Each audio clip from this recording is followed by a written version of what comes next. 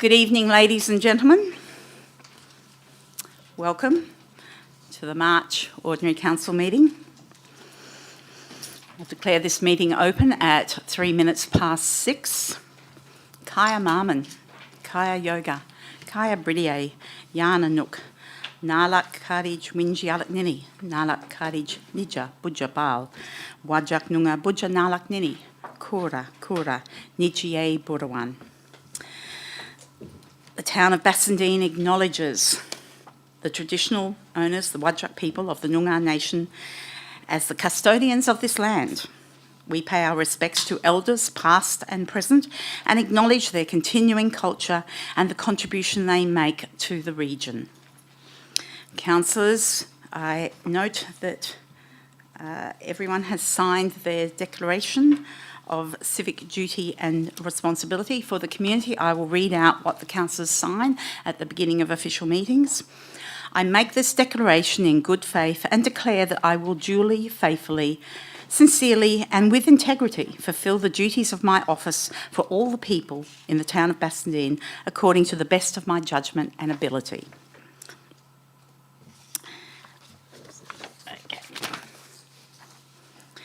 Okay. Announcements by presiding member without comment.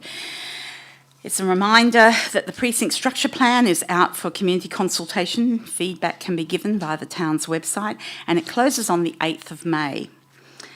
This is a requirement of the state government to actually do a precinct structure plan, which comes in subsequently after we've done our local planning scheme 11. So the precinct structure plan is for high density development in the town centre around the Bassendean area. So if you would like to have a look at that, if you would like to provide commentary, it would be really good because it's your opportunity to actually shape the way the town looks. Thereafter, the feedback and everything is collated. It then goes to the state government for approval. So this is a very important document. So I would encourage people to have a look at it online. I think there's hard copies in the library as well. Okay. Now it's recognised. Okay. I am bringing a motion forward under urgent business.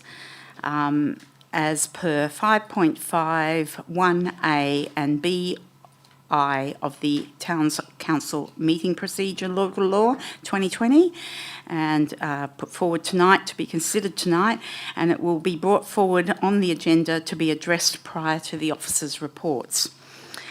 Now I recognise that there are many members in the public gallery who are here with a particular interest in agenda item 13.1, notice of motion. Due to the volume and complexity of some of the inquiries, all questions will be taken on notice, in which case a written response will be provided to the residents and that response included in the minutes of the meeting. Additional information may be found on the facts page on the Town of Bassendean website. I will note that if the questions are complex, yes, they will definitely be taken on notice. If they're simple questions, I will see how we go, okay? So members of the public may also wish to consider whether the special electors meeting on the 25th of March would be a more appropriate forum for raising questions or statements regarding the proposed divestment of Wind in the Willows.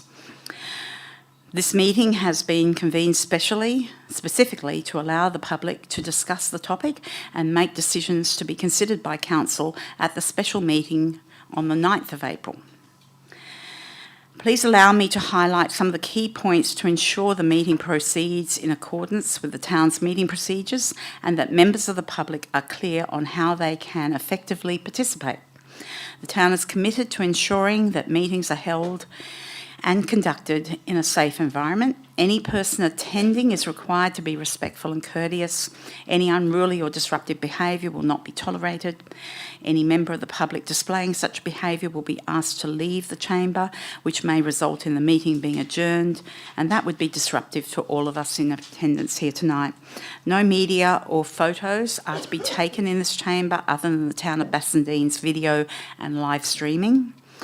Public statement time and question time are each limited to 15 minutes. Only council members can request that this time be extended. Just noting that our meetings are live streamed and recorded, and the recordings are actually published on the website almost straight away. We now come to attendances, apologies and applications for leave of absence. I don't believe we have any apologies other than Mr Shane Asmus, Director of Infrastructure and Sustainability. Is that correct, Mr CEO? Correct, Madam Mayor. Okay. Councillors, I would call for any leave of absence requests. Yes, thanks, Madam Mayor. Tuesday the 28th of April, please. Okay, thank you.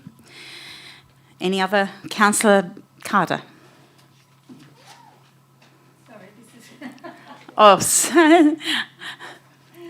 somebody didn't want you to actually talk. Thanks, Madam Mayor. I request leave of absence from the 1st of June to the 22nd of June. Thank you. Okay, Inclusive. thank you. Any other councillors for a leave of absence? Okay. Yep. So, Councillor. From week 18 of May. Okay.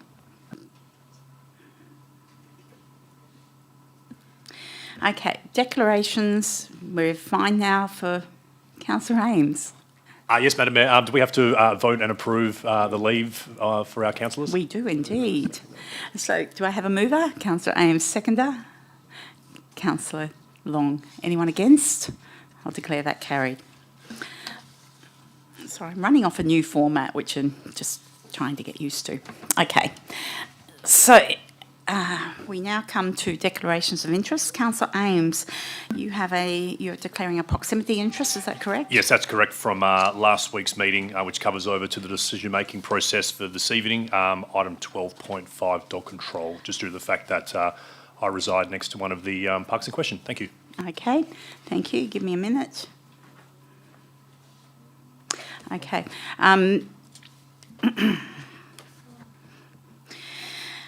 Okay, move on to the next one. Okay, so we have 3 deputations. Sorry?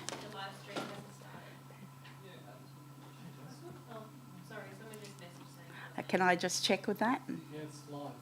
Council meeting. It has started apparently. Are you getting messages from someone saying they can't?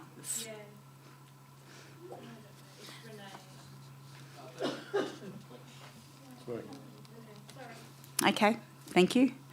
Oh, it's best that we are on live streaming, so I'm happy to know that we're alive. So thank you. Okay. So if you don't mind, I'm just going to.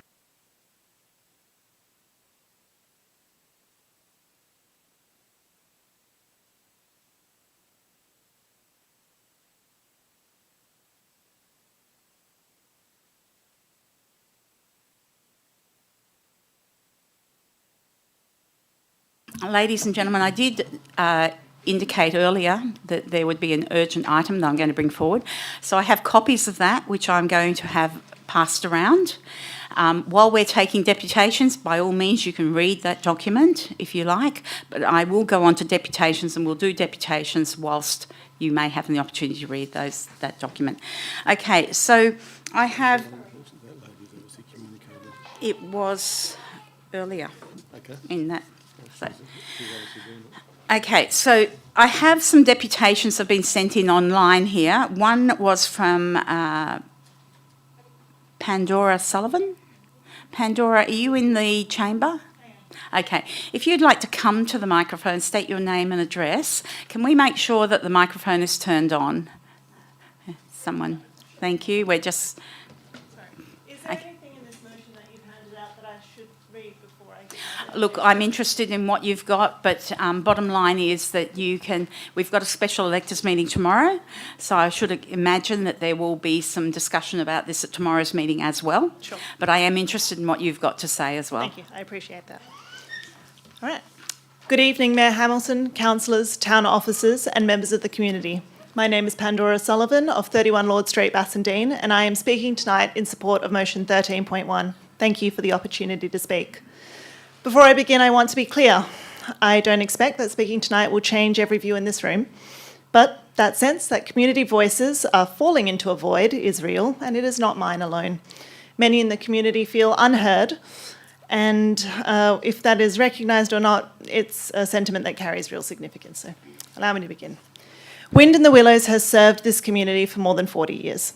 In that time, it has outlasted multiple CEOs, a dozen councillors and a long line of mayors. Every council before this one, regardless of political leanings or financial pressures, recognised it as a community asset worth protecting. That continuity speaks to stewardship, it speaks to legacy, and it speaks to the responsibility that comes with making decisions that cannot be undone. In the weeks since this proposal became public, a sentiment I keep hearing from the community is not anger, it is resignation. Not just from parents, from older residents, from people with no children in the service and no direct stake in the outcome. People who have participated in council consultations for years. It is there in comments and social media. It is there in conversations on the street. The overwhelming feeling that this is a done deal, the process is merely a formality, and that engaging with it is futile. One comment I came across put it simply, makes you wonder whether we should just join Bayswater. Now, I do not believe the council set out to produce that outcome, but the process has produced it, and at some point, the process becomes your responsibility, whether you designed it or not. Because here's what community consultation has looked like from where I am standing. We were afforded the legislative minimum period of time of 14 days to submit comments. The submission period closed 5 days before key documents were released. Documents which were never intended to be released initially and were only made public after community outcry. And tonight, standing here speaking these words, I am genuinely uncertain if they are capable of changing anything. Not because this council doesn't care, but because the process has been structured in such a way that it makes it almost impossible for community input to alter the trajectory. That is not meaningful consultation. It is consultation in form and not in substance. And then there are the contradictions in the town's public statements that go directly to governance and public confidence. The FAQ on the website states that the sale is being considered for more than financial reasons, yet every reason provided to the public in documents points to financial factors. And when the community asks what the other reasons are, no definitive answer has yet been given. If there are non-financial reasons driving this decision, the community deserves to know what they are. The FAQ states that the town is committed to transparency.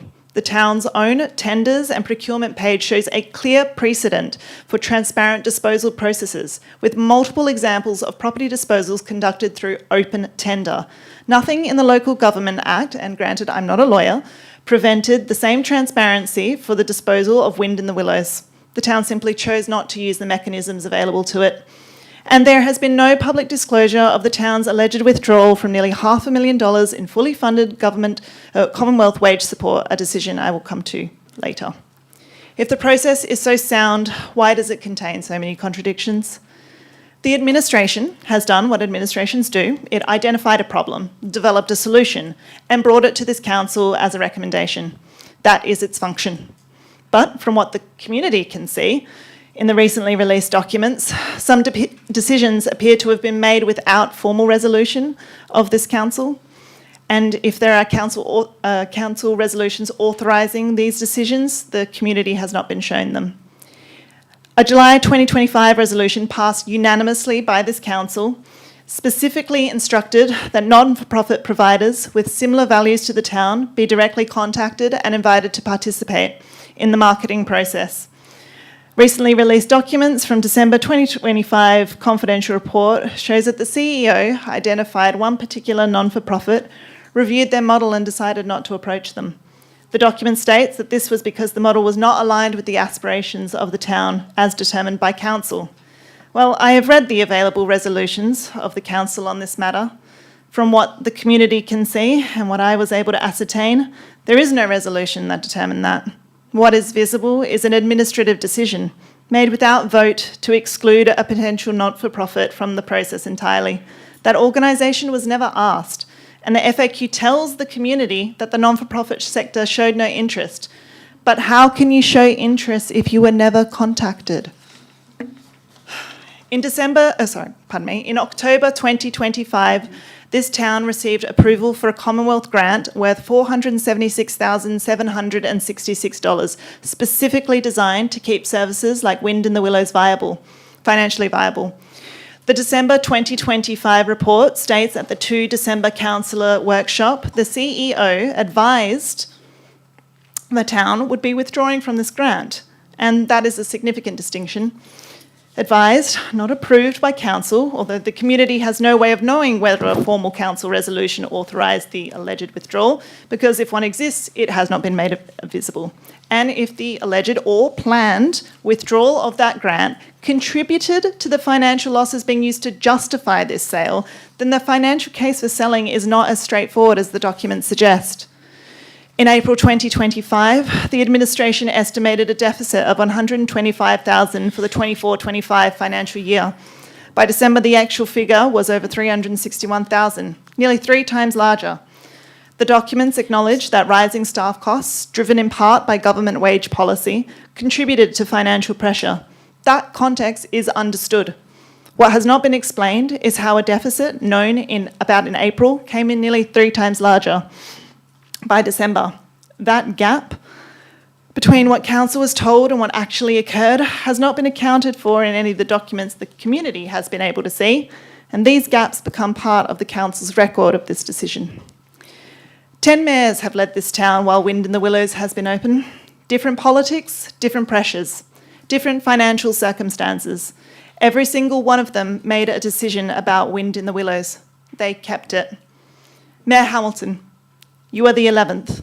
This council is being asked tonight to decide whether to give itself and the community more time before making a decision that cannot be undone.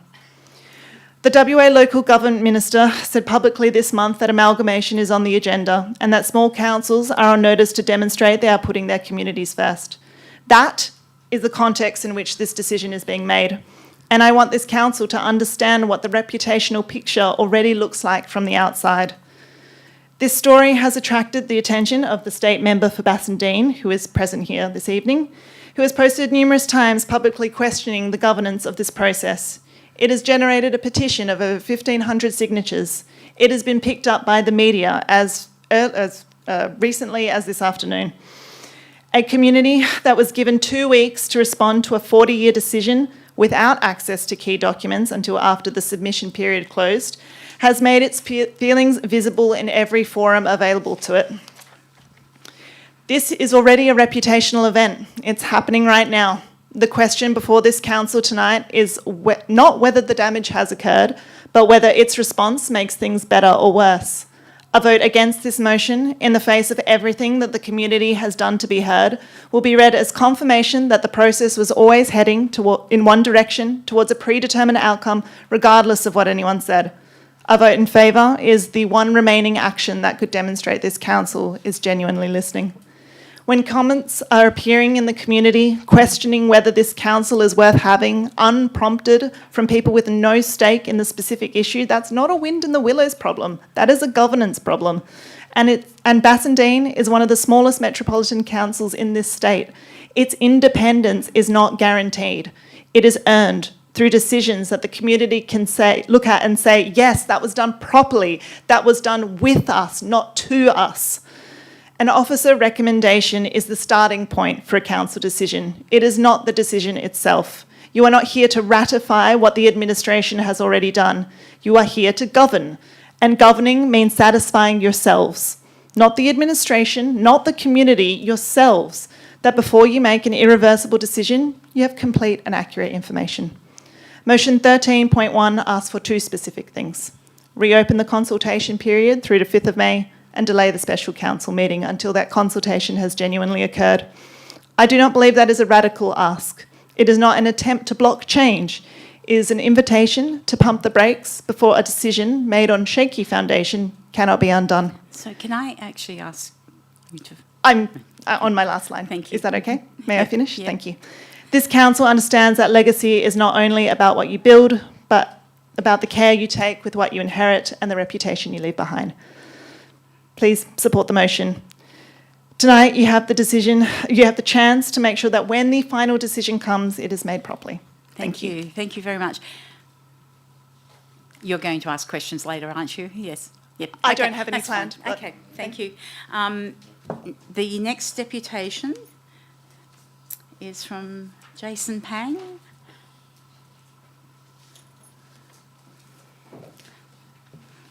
Good evening, Jason. Good Your evening. name and address, Han. Yep, my name is Jason Pang of 8 Hardy Road, Bassendean, and I'm speaking tonight in support of motion 13.1 to extend the statutory consultation period for the sale of public property and subsequent divestment of town-operated childcare services. I speak primarily as a representative for Miles Pang, age 3, who has spent the last year and a half enrolled at Wind in the Willows, and has informed me that he was not contacted for comment on this issue. Okay, that's not entirely true. But that is still why I'm here. I would like to see his colourful comment. Although he will start kindy next year, I have to speak because this decision still affects him. It affects the future fabric of this community. The history of Wind in the Willows demonstrates it has always embodied a sense of generosity, kindness, and youthful exuberance that is exactly the type of environment our kids should be experiencing during some of the most critical years of their psychological development. I want him to continue growing up in an environment that has such a service, setting the standards for how we engage with our future community members from infancy to beyond. But what troubles me on top of all of this direct emotive feeling is that as a ratepayer, the reasoning and process the town administration has provided to communicate the proposal continues to appear calculated, secretive, and contradictory. To justify the sale, the administration depicted the service as being a drain on society. This has been tactically affected by repeated use of the words subsidised by ratepayers. But thanks to the confidential documents released last Wednesday, we know that is close to a complete fabrication. It has been suggested once the documents were released, everything would be clear and we would understand. And it resonates a lot with periods when I worked as an auditor, working for the Office of the Auditor General, and the things that come back just don't add up. And for this, none of this adds up. The April 2025 confidential report explicitly states the Centre's deficits were drawn from its own dedicated reserve, a reserve built from, quote, surpluses in prior years, end quote. Furthermore, the July 2025 confidential report admits that only when that specific reserve is exhausted, at which time the service would need to be subsidised by the broader ratepayer. So the administration's own internal documents prove the service was surviving on its own previously. I gather that it may not be the case right here at this moment, but previously. Section 3.58, 3C of the Act asks his council to consider public submissions before disposing of an asset. Because the administration has published these false statements in official disposal documents, the submissions you will be asked to consider are inherently tainted. The opposing documents were not available to the public until after the deadline for submissions had closed. Due to this, opinions may have been included that were educated by prejudiced information. The misinformation makes this entire disposal procedurally flawed and highly vulnerable to external review. It subverts the true purpose of 3.58 and betrays the mandate for community accountability established under section 1.3. So then, in further support of this prejudiced financial narrative, the town administration has quoted operating losses projected in the hundreds of thousands to frighten the public about the severity of the situation, but these numbers appear to include questionable components. The town's own independent valuer, MMJ Real Estate, warned the administration about this accounting illusion in their May 2025 report.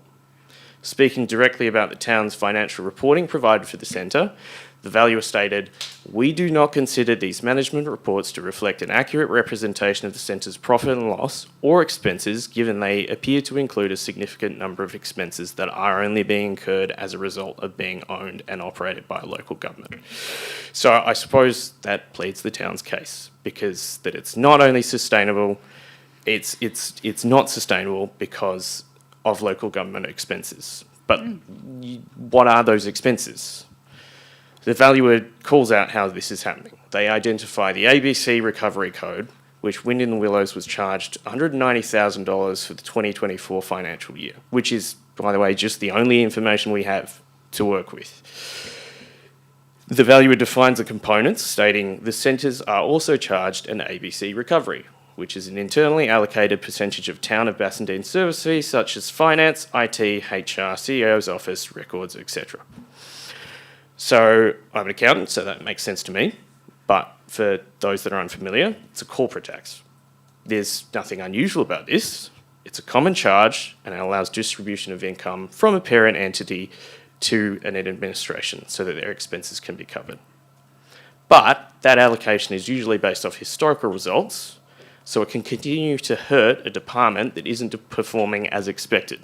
That's precisely why I don't include this charge in full when reporting on divisional performance, and I don't think it's fair to be judging the public opinion of the service by that either. So from this, it's not just through reserve funds that indicate Wind in the Willows has always had the capacity to be more than a break-even enterprise, but also the fact the service has been providing financial benefits to the town through these internal allocations. And given the turnover the service generates, it has probably always copped a significant proportion of these expenses. I don't deny that some of these expenses are still relevant, just that they're disproportionate. Much has been made in the reports about how demanding the use of administrative resources for childcare have been, which is probably fair, but selling the centre doesn't make those IT, HR or CEO office costs disappear. Are we going to make them redundant? Are we going to be nominating a reduction in executive salaries? I think that's unlikely. That burden will be distributed directly back to general ratepayers. I'd like to remind that the public can now see the report that delivered options for the divestment of direct childcare services.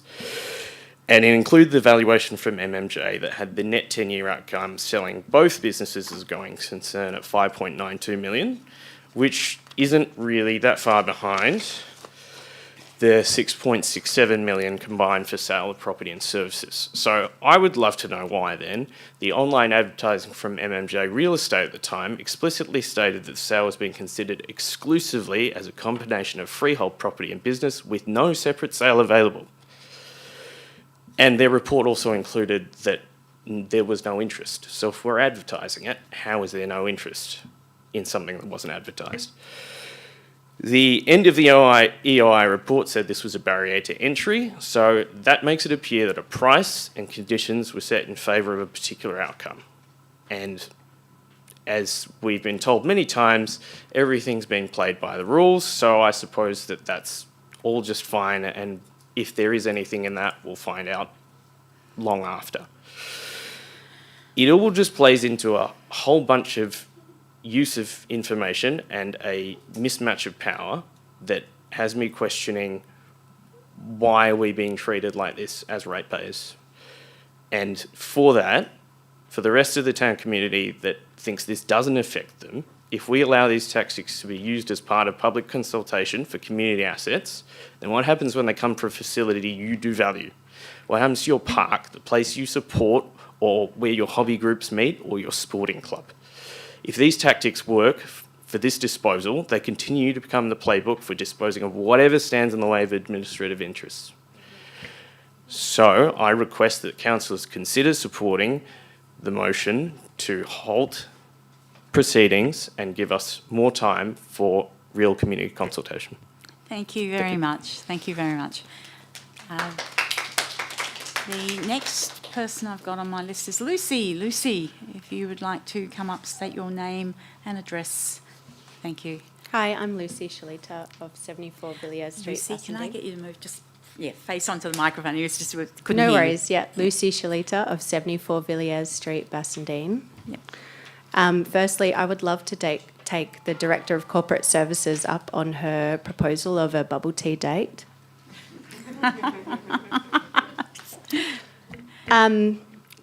Is it right for me to question Madam Mayor on this announcement of urgent notice of motion, given that last week Can I actually ask, I'm interested in your deputation because this is only a motion. Okay, Right? message. It hasn't been Message put. And your deputations are of interest to me. There is only one reason that I'm bringing it as an urgent business, and that's because there's been a change in the status of a few things. But That says everything. I'm Thank you. interested Yeah. in your proposals going forward, okay? Okay, thank you. Yeah, I really appreciate that. So through Madam Mayor, I speak in support of Councillor John's motion 13.1. And I'm going to outline, by reference to the town's strategic council plan that our CEO, I believe, was part of the writing of, and as are you all, why the community is discouraged by the proposed disposal, particularly in relation to governance. I'm not going to bore you all going over topics that have already been discussed by our community members. But over 10% of this town has formally expressed their opposition by signature. This is not a marginal concern, and its dismissal comes with risk to all of you. It represents a significant level of community resistance that warrants proper weight in your decision making. I reference your council plan outcome 1, a connected community with a strong sense of identity and belonging. And I can't wait to unpick this with all the topics that you care about so much. This outcome commits Bassendean to promoting and celebrating local history, heritage and identity. You have acknowledged that the legacy of Wind in the Willows and the intentions of its founding councillor were not reflected in its recent registration as a business name in February this year. So far, council has made no reconciling steps to honour the connection its residents have to Wind in the Willows, its heritage and the displacement to historical and current families, staff and stakeholders. This is not in alignment with your strategic council plan, and supporting motion 13.1 is the first opportunity that councillors have to correct that misalignment. Council plan outcome 2, a safe and inclusive and healthy community. To promote quality of life for all ages, the council states in its inaugural public health plan that residents should be given the opportunity to be heard and involved in decisions that affect them. It also commits to ensuring that major decision making is informed by community feedback. Where this framework is not upheld, it risks undermining trust in this council. This point is simple. Councillors, you rely on the executive team to provide well-informed and complete feedback. However, due to the timing between the close community submissions and the availability of transparent reporting, that feedback has not been able to be presented to you in full. This raises a critical concern. You are being asked to make a decision without full visibility of the community's feedback, not just our emotions, it's our skillful analysis and inclusion in decision making. That brings me to Council Plan Outcome 9, effective governance and financial sustainability over bubble tea. Including Strategy 9.1, continuous improvement, operational performance and service delivery. Speaking of our town's various skill set, if you take anything from me, hear it here. I sit on the board of and act as a clinical lead of a for-profit aged and community care service, so I don't get much room for error in this. Our service also navigated a 15% wage increase in a similar timeframe with no need for federal assistance, and yet Bassendean Council proposes to have its cake and eat it too. Financial sustainability must be supported by disciplined, transparent decision-making. Councillors, you were not only provided financial information after a valuation contract had already been arranged. That sequencing matters. It raises a fundamental governance question. How can you be confident you are making the right decision when an executive team prioritise commencing a disposal process over keeping you informed over the council's financial assets. And I reference MMJ, contracted for valuation in February 2025 versus a report to council in April 2025, to my understanding. Typically, a business doesn't throw in the towel without trying to turn it around, particularly when, if it was being run at an industry standard, it would be making a very decent profit, and especially for this council. What sort of review was done to see what could be done to run the centres in line with industry standards that MMJ itself estimates profits could have been up to $600,000 a year? What profit would the business need to ensure that it would be continued to be operated by Bassendean Council? I wonder if councillors know them.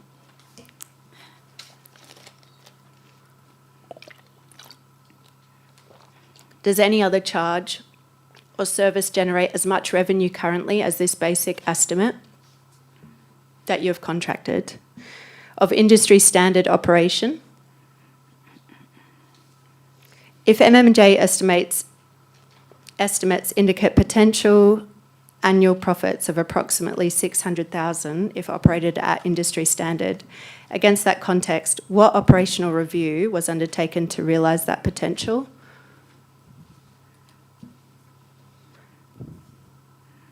What financial threshold would justify the town retaining that service? Were fee structures or delivery models tested against industry benchmarks? And I can see that you've given some interesting data there, so thank you. Has the town tested its income projection on what Cha-Cha-Cha will be charging parents?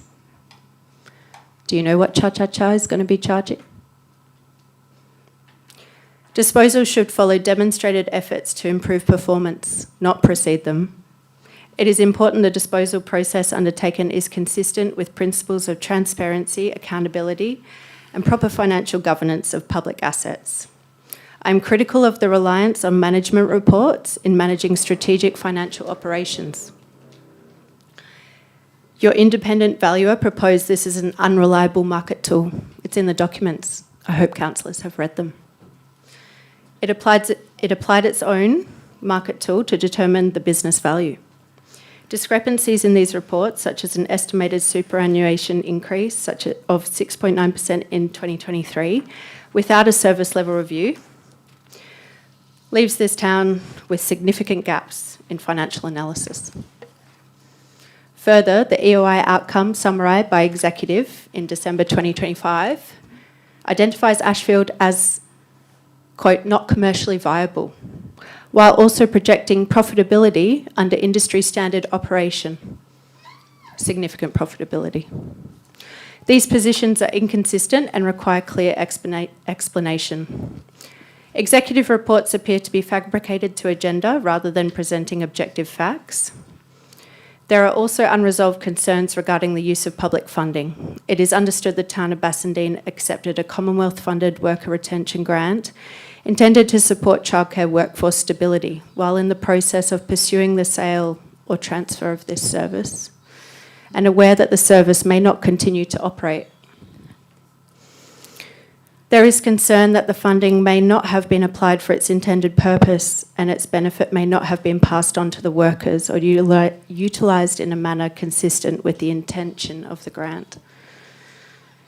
The discrepancy between valuation and proposed sale price also warrants scrutiny. Without clear justification, it raises questions about whether this process is achieving fair value for a public asset. If a service within one of the most viable sectors available to this council appears for the first time in 40 years to be in deficit, the question is not simply about the asset, it's about how it's being managed. And that affects all of you. But that's enough about what I care about. Council Plan Outcome 10, a well-informed and engaged community. Community members have had to rely on FOI processes to access information only to receive heavily redacted material and still no likelihood of receiving requested information by the end of the disposal process. This does not reflect a transparent or people-centred process. If consultation is only visible after decisions have progressed, it cannot be reasonably described as meaningful engagement. It is also noted, and I would love an explanation in the minutes, that Children's Services was not included in the service level review and was instead incorporated into corporate services. The basis for that decision remains unclear. It appears you have rendered a great opportunity for this council useless and are now cleaning up the mess with a quick disposal. Instead of informing your community, you are undermining them. So Lucy, I'm going to ask you to wind up. I'll conclude now. Councillors, you have publicly committed to financial responsibility, good governance, and the protection of community identity. At present, there is a clear misalignment between those commitments and the process that has been followed. Governance is at risk where decisions are made without full information, without clear alignment to strategy, and without transparent justification. Supporting motion 13.1 is not a disruption. It is your minimum opportunity required to ensure this decision is informed, accountable, and aligned with the values you have all committed to this community. It is a deferral, not a decision. It is an opportunity to correct the process, no matter the decision. Thank you. Thank you. Yeah, thanks. Thanks, ladies and gentlemen. That is the end of deputations. Okay. It's a statement you've put in.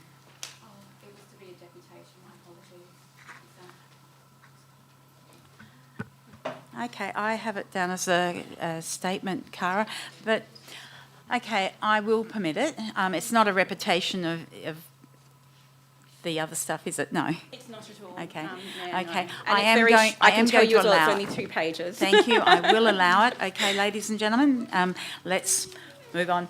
Yes. So, Cara, your name and address. Full name and address. I'll be Cara Kennedy of 85 Whitfield Street, Bassendean. Thank you. Good evening, Mayor Hamilton, councillors, town administration and fellow community members. I'm making a deputation this evening in support of Councillor John's motion to reopen the community consultation period, extending it to the 5th of May 2026 and delay the special council meeting until community consultation has concluded. My husband Ian and I have lived in Bassendean for almost 5 years and we have a 5-year-old son and a 3-year-old daughter. We are a professional couple and rely on childcare services to facilitate our employment. I'm a lawyer and run my own practice and my husband is an emergency doctor at Midland Hospital.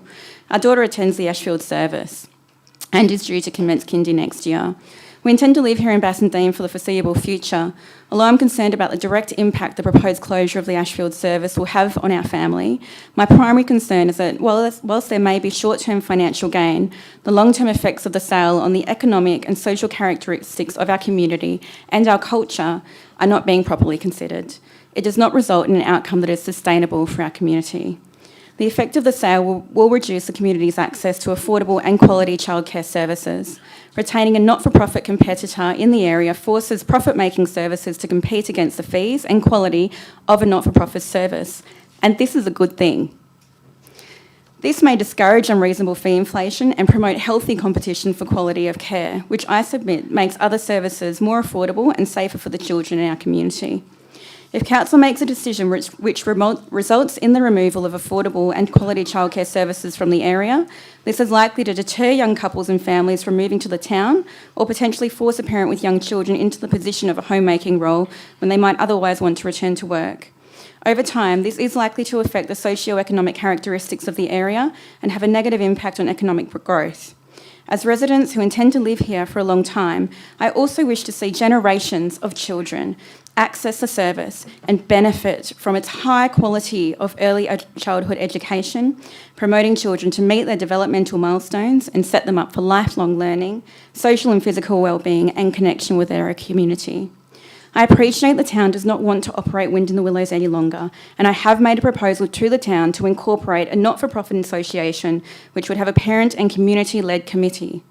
I have now received 2 emails from the acting CEO and CEO, and I'm very concerned that there has been no meaningful engagement from the administration to progress negotiations regarding this model, whilst negotiations have clearly occurred with Cha Cha Cha Proprietary Limited. I have asked the town what would be acceptable to them for us to continue operations from the Ashfield and Wilson Street locations, and asked for clarification with respect to whether a long-term lease or purchase would be an option. The first response from the CEO indicated the town would not engage with me until council had considered the matter. The second response from the acting CEO indicated the release of the Freedom of Information documents will enable other submissions to be prepared for council consideration. However, these were released after the consultation period had already closed, and there are a significant number of documents which are not relevant for the purpose of presenting a proposal. I've received no response to my third email, in which I again sought to clarify the town's position. I'm concerned about the lack of procedural fairness and the town's seeming reluctance to engage with any other proposed purchases. I would like the decision delayed to allow for meaningful discussion to now occur and for the exchange of relevant information so I can understand what the town's bottom lines are. I'd like to work with the town to ensure a financially viable solution is formulated. If we are to fundraise, I need to know what the goals are so this can be articulated honestly to potential donors. I ask the town to take this proposal seriously. This is an outcome that has arisen in other instances where a local government has wanted to discharge the operation of a local childcare service. If our parent and community-led model is adopted, this could offer significant advantages. In addition to potentially increasing net household income, it may offer long-term development and socio-economic growth for our community at large. I see local fundraising events for equipment and resource upgrades. I see quiz nights at our local bars and restaurants. I see the engagement of other local businesses to promote fundraising events, offering the benefit of both service fundraising and connection and promotion of local businesses. I see our presence at the local markets. I see a community engagement team which encourages young families to get together, strengthening our connections with one another and promoting social development and connection between our young children, enhancing our sense of community and safety. I see seniors groups becoming involved, perhaps knitting blankets for children to cuddle up to at rest time, or baking morning tea for local fundraisers. The service may be eligible for a range of other grants which facilitate the participation of our children and the community in beneficial events and activities, strengthening our relationships and promoting our culture. If you don't want to run the service anymore, please do not dispose of it like this. Give it to us. We have all the skills and experience we need to run the service. You okay? And ensure it continues to offer valuable education and care to our youngest community members. I encourage you to make a decision that brings the community together and fosters long-term growth and well-being for our children. And by our children, I refer to all of the children who access the service, who I say we owe a duty of care to as the youngest and most vulnerable members of our community. If you vote yes to the delay this evening, this would demonstrate a willingness to divert from the current path and genuinely consider other options. I also welcome input from all of you. Thank you.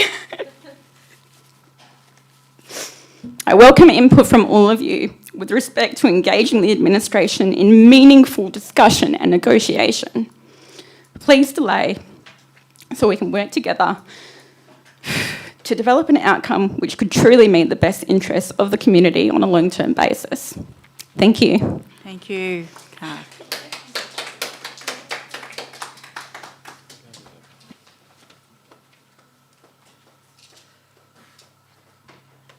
Okay. We'll now move on to statement time. So I have a statement here from Jenny Hudson. Hudson, H-U-T-S-O-N. Hello, Jenny. I remember you from last week. Hi, everybody. I'm back. Jenny, your full name and address, please. Hello. Oh, just give me a minute. Kara's words are very powerful. I forgot you were going. You should have gone first. Absolutely not. So statements, 2 minutes. Oh, I'll do my bloody best. Okay. Oh my God, can I say bloody? Oh, it's too late that's for that. okay. Move on. Hello. My name's Jenny Hudson. I live at 52 Walter Road, East Bassendean.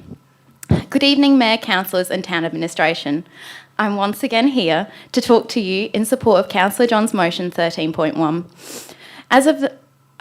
Before you vote on this motion, I'd like to talk to you this evening about the people in Ashfield, Bassendean and Eden Hill, your community. As of the 2021 Australian Bureau of Statistics census, we have just under 16,000 people in our population.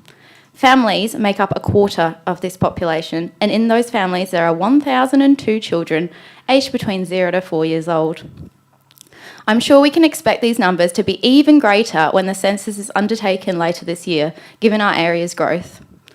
The ABS has also published data on the disadvantage of households, and in the Bassendean, Eden Hill, Ashfield area, over 1 in 4 households are classified as most disadvantaged. Disadvantage is mitigated at a community level across access to resources like childcare and school. These are key social determinants of health in relation to child development. These families need access to high quality early childhood education, and they are the least likely to get it.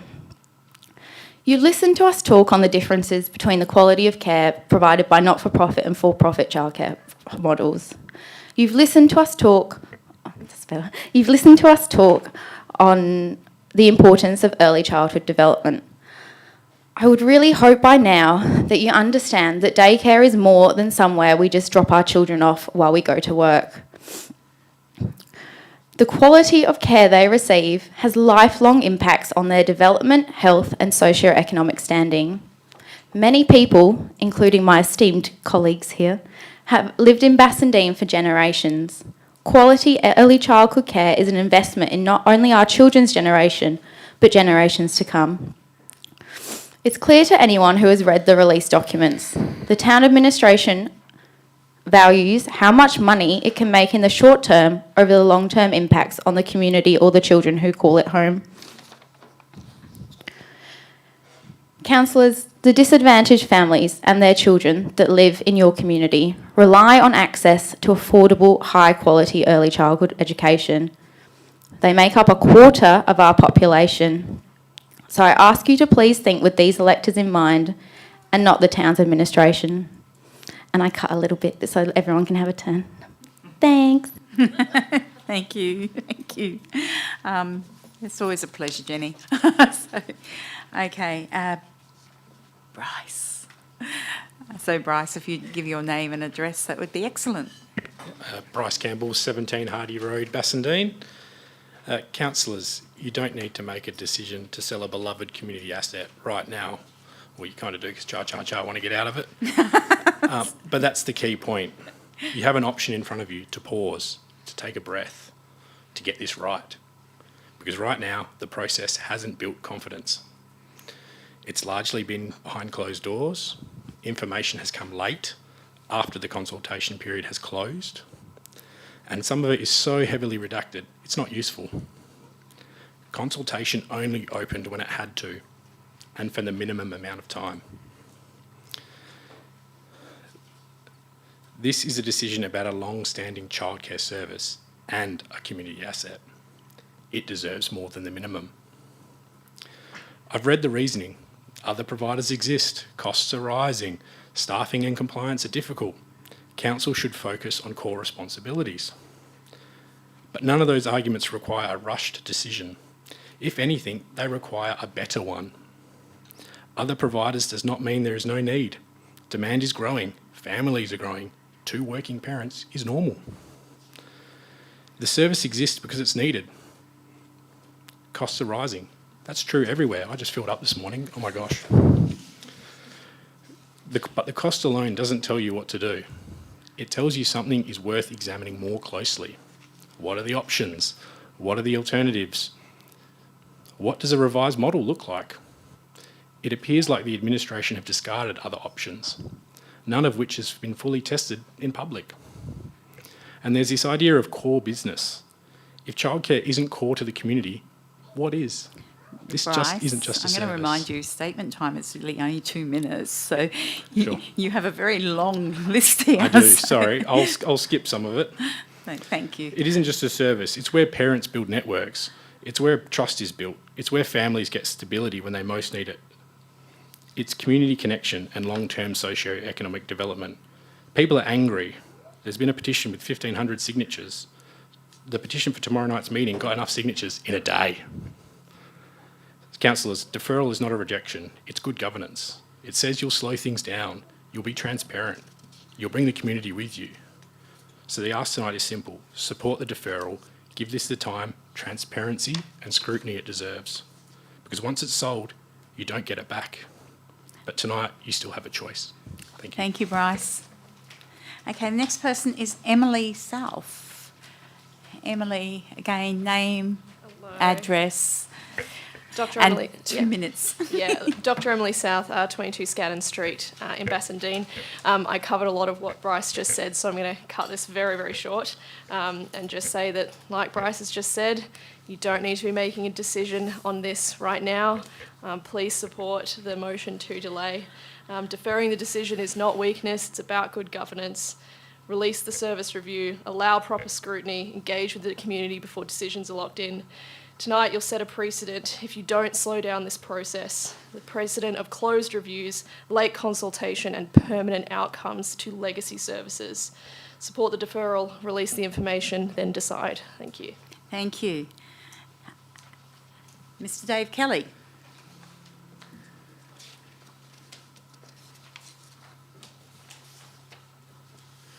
Again, statement time's 2 minutes, Mr. Thank you very much, Mayor. Dave Kelly, 195 Old Perth Road, Bassendean. Look, I have a lot of people come to me in my office complaining about decisions that the council's made, whether it be City of Swan, Bassendean, Bayswater. Generally speaking, I say, look, it's council business. Not my role as your local member to stick my nose into every local council decision, because I don't believe it is.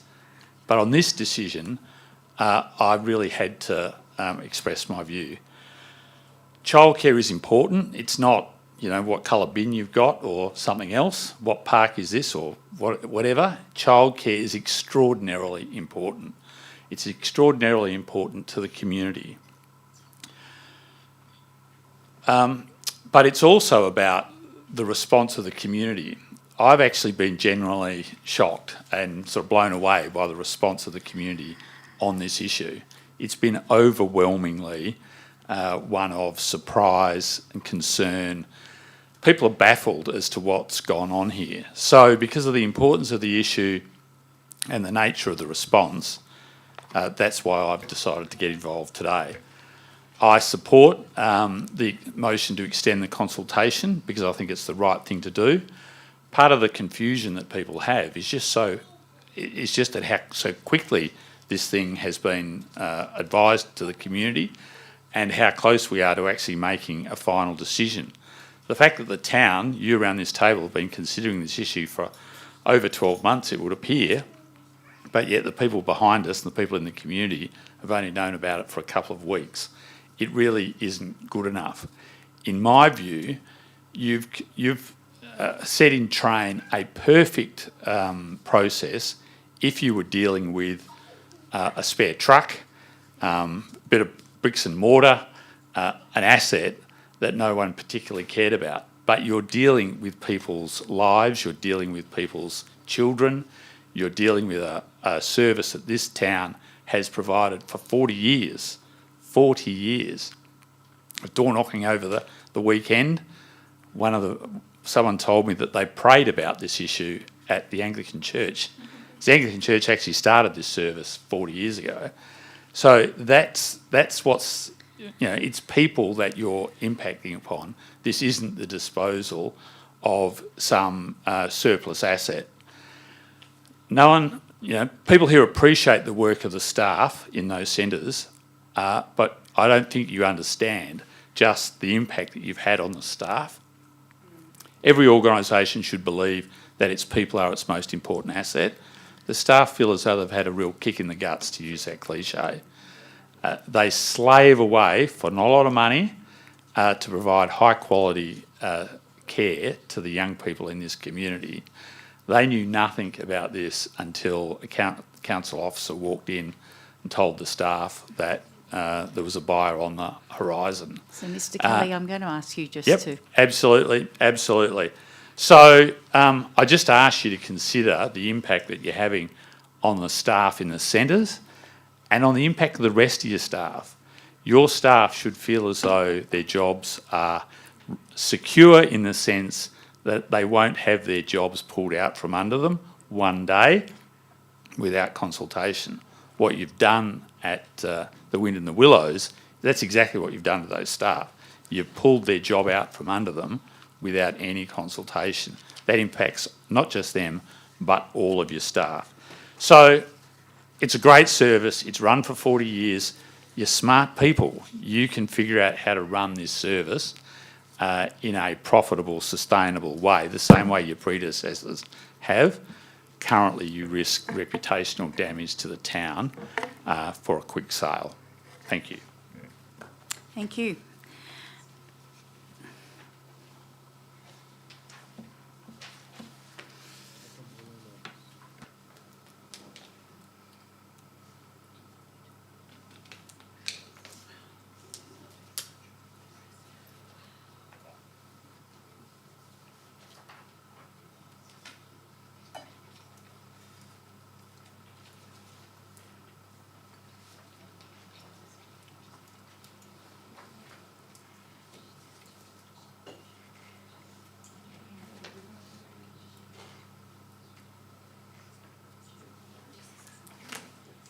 So, ladies and gentlemen, first of all, I'm going to move to questions from the audience.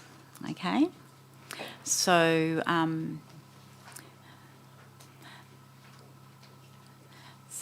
I have a whole list of questions here that have been sent in by email. Okay, and have these been responded to by? No, not yet.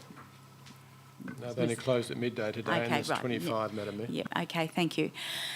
So, ladies and gentlemen, I'm going to take questions from the audience, right, because I would assume that there are some questions about various aspects that have been spoken about tonight.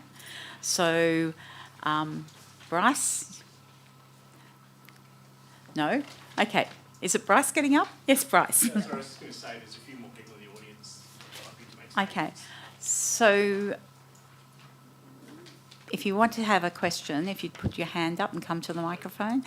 So, Councillor Ames, you have your hand up. You're not in the audience. Thank you, Madam Mayor. Oh, no, just to pass on what the gallery was saying, I do believe Mr Campbell is saying that there's a few more individuals in the gallery that might want to make some statements before we move on to question time, if that was appropriate. Yep. Okay. I am going to make it very limited. If there are others who want to make statements, they've got to be strictly 2 minutes, and I'm not going to take more than 3, okay, because we do have another agenda to actually get through. So, statements. Who would like to put up their hand and make a statement?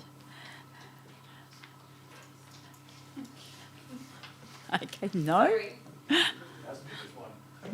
I'm just asking Bryce, because he's got local government experience, whether I can comment on the motion that you've put forward, Mayor. Not at the moment. I think that's more question time. Yep. So I wouldn't mind if you. Oh, just a statement about the motion. The motion hasn't been put, so, and I haven't decided if I'm putting the motion. Okay. Yep. What I wanted to do was to distribute information, but it comes back to me as to whether I put the motion or not, or whether I have a seconder. So it's a little bit difficult, but questions are certainly... Actually, if I can just call a few minutes break, Yep. I would like to actually confer with our governance and our CEO in my office for a minute. No. Miss, so, Is that something that the council can call an adjournment for the meeting and get that yes, we voted can. upon? So copies call Councillor Ames is calling adjournment. a 5 minutes. Adjournment. Seconded, Councillor Plifka. Anyone against? I'll declare that carried. And there's no interaction to be with councillors during an adjournment, okay? Thank you. Right, I'd like to actually...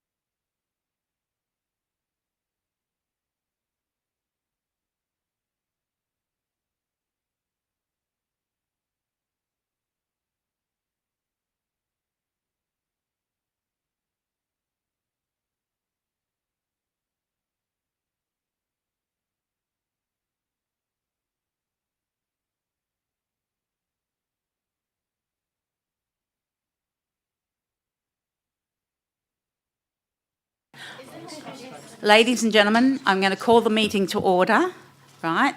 So if you'd like to take your seat for a second. Yeah, I can, but if I can call the meeting back to order. I thought there were several copies already around the room. Okay. That's fine, you can have my copy. Okay, ladies and gentlemen. So I'm going to, as Mayor and presiding person, indicate that the questions that have been sent in online came in prior to the notification from Cha Cha Cha Group. Okay. Now, all of those questions will be provided an emailed response tomorrow. So I don't necessarily think that we need to go through all those questions tonight. What I will say is that the motion that I'm proposing at urgent business has to be dealt with tonight, at least, no, hang on a minute, let me finish. At least a part of that motion needs to be dealt with tonight to acknowledge the status of the potential buyer and closing down that aspect of it. So I do need to deal with that, which is why it's under urgent business, okay? How I propose this going forward will be that I will bring it forward as urgent business. Now, I will ask the CEO, if I bring this forward as urgent business, do I have to wait? I've still got question time, which I can open to the public, but do I have to wait for urgent business to go through question time first and then urgent business, or can I bring urgent business forward now? You can't bring urgent business forward now. Yep. But given that we haven't discussed or debated your motion, the people in the audience cannot ask questions on the notice of motion that you've raised. Right. But also, out of respect, and we're not being disrespectful, we have a separate meeting set aside tomorrow night for a special meeting of electors. So there's ample opportunity. You've had last week, this week, and you've got a full session tomorrow. So we do have other business to get on with. If this notice of motion that you're proposing gets up, that'll change tomorrow night as well. So I think all the questions we have on notice will commit to providing an answer in writing, but any other questions here tonight that relate to that cannot be taken, and that relate to the old situation we found ourselves in before mid-afternoon this afternoon. There is no point in taking those questions. But at the special electors meeting, that is your meeting, and you can raise those questions.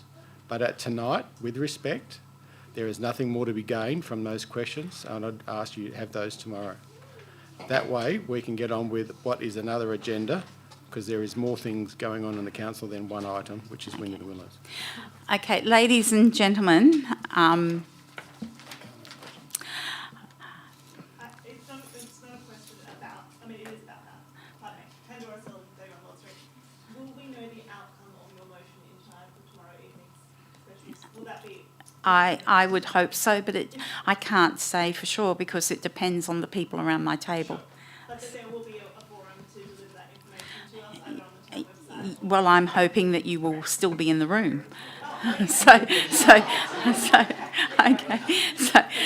I'm hoping that you're not going anywhere straight away, so, unless you've got a party to go to. Okay. And Lucy, I will take your question as well, hun. Yes, Lucy, I'm sorry. It's very convoluted. It's an unusual situation, so I do beg your patience. I appreciate it, and I'm also trying to follow as well. So I do appreciate you taking my question, and I do respect to the CEO that, you know, we have tomorrow night for this. But I do think that this question would inform my processes tomorrow. Is it true that the town was awarded the ECEC Worker Retention Grant applied in February 2025? And has it received funds backdated to December 2024? And if so, how much has the council been paid to date? So, Mr. CEO, can I actually, can I refer to you, or you want to? Okay. The application was in 2024. There was a very long delay before the application was accepted, which was, I think the application was August or October 2024, and I think it was mid-2025 before it was notified that we were accepted as being approved. Now, my understand, by all means, Mr. CEO or Finance Director, if you think I'm wrong, please jump in. My understanding is that there were then some issues in relation to the discord between a federal grant and an entity that's on a state industrial relations award. This required some changes to be made to the wording of a paragraph. That then went backwards and forwards with the federal government. This, by the way, was all happening through a portal because there was no dedicated officer dealing with this. Now, the reason there was such a delay in originally being approved was there were thousands of applicants for this grant across Australia.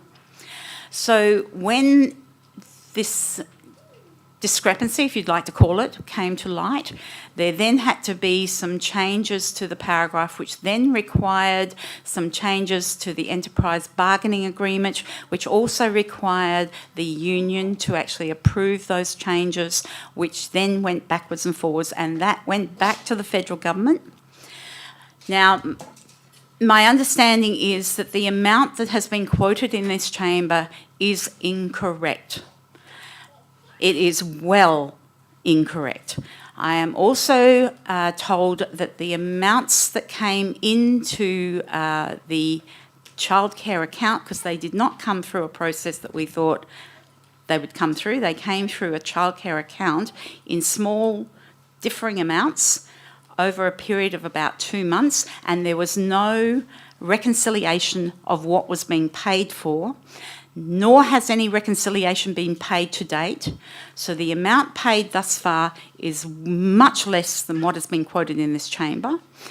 I think the first amount may have been received late in 2025. Sorry, Madam Mayor, why is none of that information available to us? Because we are still, I have actually referred this to our federal member for some assistance. Today? No, this is about 2 weeks ago. Okay. So can I just, no, let me finish, because you've asked a question and it's quite convoluted. It's quite a convoluted answer. Yeah, Thank you. So bottom line is the full amount has not been received. There is no reconciliation of what's been paid for. No staff member can be paid until we get a reconciliation of what's been paid for and how it's been calculated, because we don't know how it's been calculated. Who's calculating? There is the federal government. And why don't you have that information? Because they have not sent it. It must be a very complicated portal. It's not in the portal. It has not been forwarded by the federal so government. My understanding... No, you asked for one question, Lucy. May I have 2 questions? May I ask a second question? Well, if you are interested in hearing the answers, yes. Okay. Of Yes, course you I may. am. Of course. Can I just add, Madam Mayor, that yes, it's been convoluted and it's been a nightmare to deal with. And Sure. with the first payment only hit our books in late November. So, and we're trying to reconcile and we've gone into a black hole. But the bigger issue is the fact that people think that we're holding money and not passing it on to staff on purpose is wrong and quite frankly unbelievable. And the other thing is the money that comes in goes straight back out to the staff, so it doesn't affect our income. It's an expense. So we've said that they're going to get additional money for wages. When the money comes in, we have to give it out. So the operating loss remains the same. That's also a convoluted answer. Yeah, well, but I do really appreciate the response. It's actually pretty simple. Actually, and I will actually add to that. You haven't made the payment Okay. for what it's intended for. May I ask a second question? No, you will. No, I am going to add to this because this. What was the What What was the reconciliation amount? And also, it's my understanding from what has been released from the town's confidential reports that the CEO told council it would be withdrawing from this grant in December 2025. Okay, we did withdraw from the grant. That is correct. So the money that is coming is from 1st of January 2025 to the December 31st, 2025. So once that is reconciled, those payments will be made straight to the staff. So you have the payment, but it's not been reconciled. No, the payment there's still a discrepancy of thousands of dollars. Hundreds of thousands. So, And when can we expect to resolve that? When No. we get the reconciliation from the federal government. Which is why I have sent the whole list to our federal member, requesting her assistance in resolving this issue. But you've also requested that she potentially funds the service. Not yet, because I haven't actually done any particular resolution yet. resolution that is funding a capital service, not an operational. This service can make money. It's bad financial management. It This really is. Okay, you're It's- expressing an opinion okay, now. Thank you. Yeah, Thank thanks, you. Thanks for answering my Right, question. thank you. Right. Okay, I'm closing question time, okay, because I don't appreciate not being able to provide the answers when you ask a question. I think that's very poor. Emma? Emma, you're going to be the last one with a question. I hope that you will allow me to answer the question as fully as I can. Yeah, no, it's no problems. So Emma Barrington, 13A Deakin Street, Bassendean. In my day job, I work in industrial relations. I've worked in federal, national system and state system employment. Okay, and the question, Harley? So this is around workforce liabilities.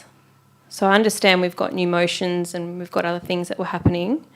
But my question is, can the town please provide a detailed estimate of the total costs associated with making the Wind in the Willows workforce redundant, including redundancy payments in accordance with Clause 10 of the applicable industrial agreement for the town? Accrued long service leave entitlements calculated in accordance with the Local Government Long Service Leave Regulations 2014, noting that this includes casual employees. Accrued annual leave entitlements, including annual leave loading for any unused annual leave at 17.5%. Further, can the town confirm whether these costs have been fully accounted for in its financial modelling in relation to proposed sale or closure of services? Second, why did the town apply to the West Australian Industrial Relations Commission on the 7th of October 2025 to vary the Town of Bassendean's Administrative Agreement 2014 to vary Clause 15 allowances to include the National Early Childhood Education and Care Worker Retention Payment, in thereby actively ensuring Wind in the Willows employees were eligible for grant funding, which tops up the employees' pay by the federal government. Prior to varying the industrial agreement, did the town officers undertake financial modelling to assess the impact of the 4% fee cap associated with the federal government grant funding eligibility criteria? And if so, what were the outcomes of that modelling? Did the town consider adjusting fees prior to entering into the grant conditions to ensure sustainability over the 2-year funding period? Emily? It's Emma. Sorry, Emma. Sorry, called you Emily. Apologies. I'm going to take that on notice. I hope you've got would you be able to email that list of questions? Yeah. Okay, that would be great. Just have one more thing, please, if you would oblige. Okay. Thank you. I think it's important because the community is unsure how we've ended up in this situation, and I understand industrial relations is extremely complex. And I don't actually believe that it was in the town's interests for this to happen. We can tell you've tried to deal with the federal government and the grants and the eligibility and the Grant Connect and logging on, and I understand I had to write advice on this. It is extremely confusing. So is this a statement or a question? Well, it's both, but I don't actually think it's a huge deal. Okay, one last thing, if you will, Okay, so I'm going Councillor to cut this here right now, okay? Sorry? There will be an email response to your questions, okay? And that will be sent through. Is that correct, Mr. CEO? Okay. Just trying to clarify for the town. Just one last one. Enough. I'm actually saying I'm cutting it now and saying enough. There were multiple questions in there, and that's fine. I will accept that, and I will get responses sent to you because it's quite a detailed Yeah. list that you want. But what I'm saying is, no, enough is enough. I'm Just trying to give the town the opportunity to explain about the grants. Going to ask you to take your seat. That's Thank fine. you. Okay. Thank you very much. Okay.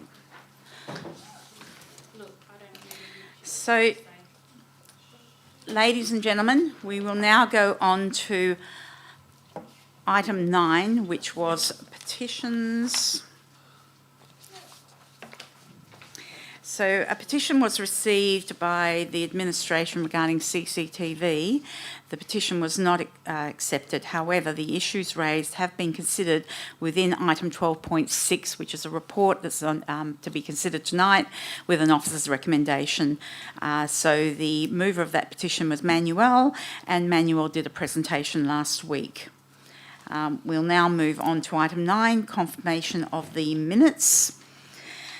So we have the ordinary council meeting held on the 24th of February 2026.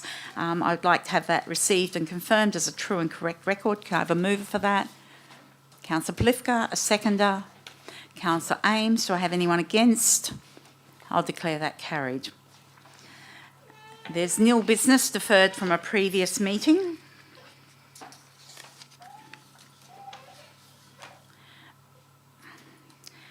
We now move on to the report items. We've got the external committee reports and updates, which is 11.1, and the officer recommendation that council notes the minutes from external committees received within the reporting period. Do I have a mover for that?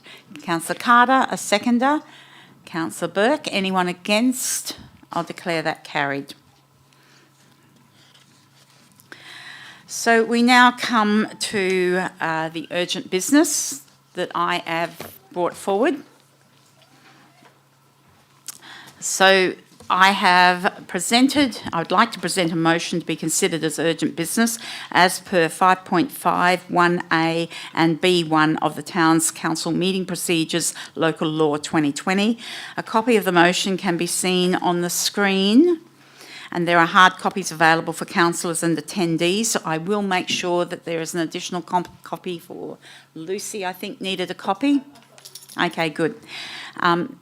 So I do have a spare copy later if someone wants one.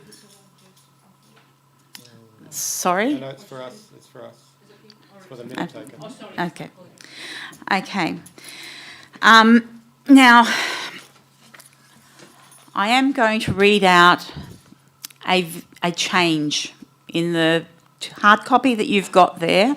So councillors, if you can bear with me, ladies and gentlemen, if you can bear with me, I'm going to read out an amended version of what you've got in front of you.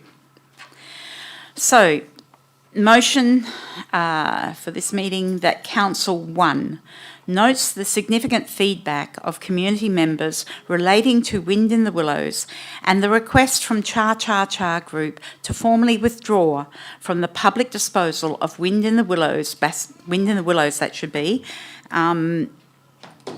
at 28 to 34 Wilson Street, and requests the CEO to advise Cha Cha Cha Group via the selling agent of Council's decision to cease the public disposal process immediately.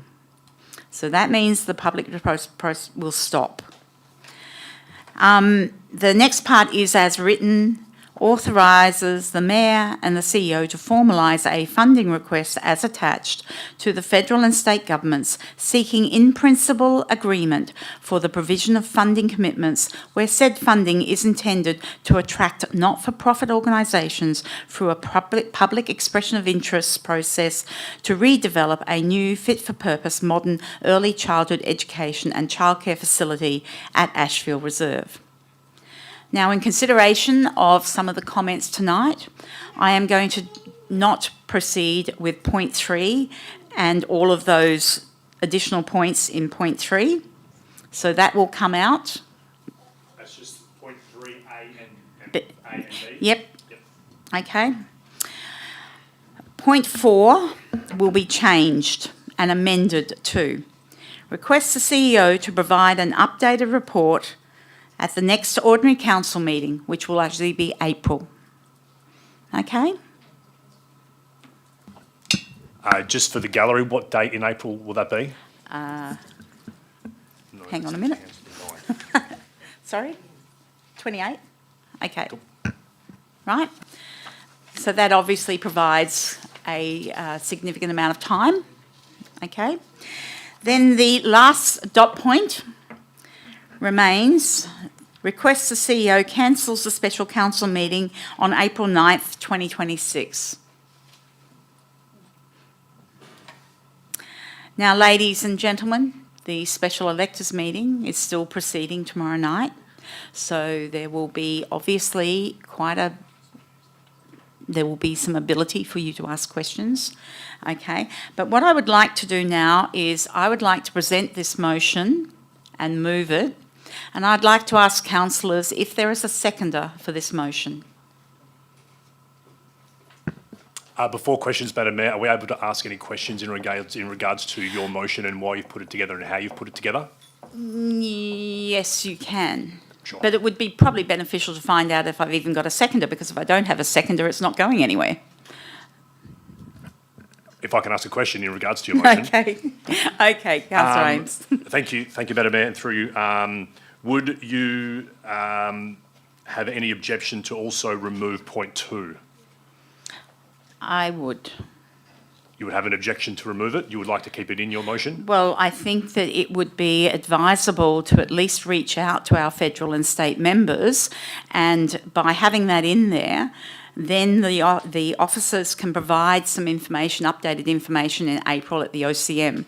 Now, I think it would be advisable to reach out and canvass what may or may not be available. Thank you. Councillor John. I compliment you on the motion. I ask a similar question to Councillor Ames.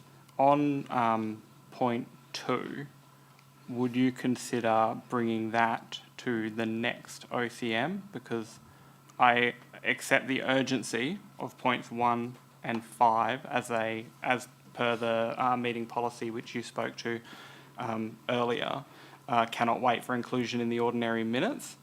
However, noting that this was provided to us at the commencement of the meeting and it is a lot to think about, I would request that point 2 be deferred to the OCM to... I will not remove point 2 because, as I've said previously, I believe that it is worth understanding what opportunities might be available, and having said that, it will provide some information which could be included into a report at the April OCM. So I would like to ask if there is a seconder for my Councillor Plivka. Right. So I have a seconder. Do I have anyone against? Oh, you want more questions? Yes, if I can. Oh, sorry. Sorry, Madam Mayor. Just for ease of everyone understanding, point number 1, notes the significant feedback of committee members related to the Wind and Willows and the request from the Cha-Cha-Cha Group to formally withdraw their application, or would withdraw still be standard there? They have indicated that there has been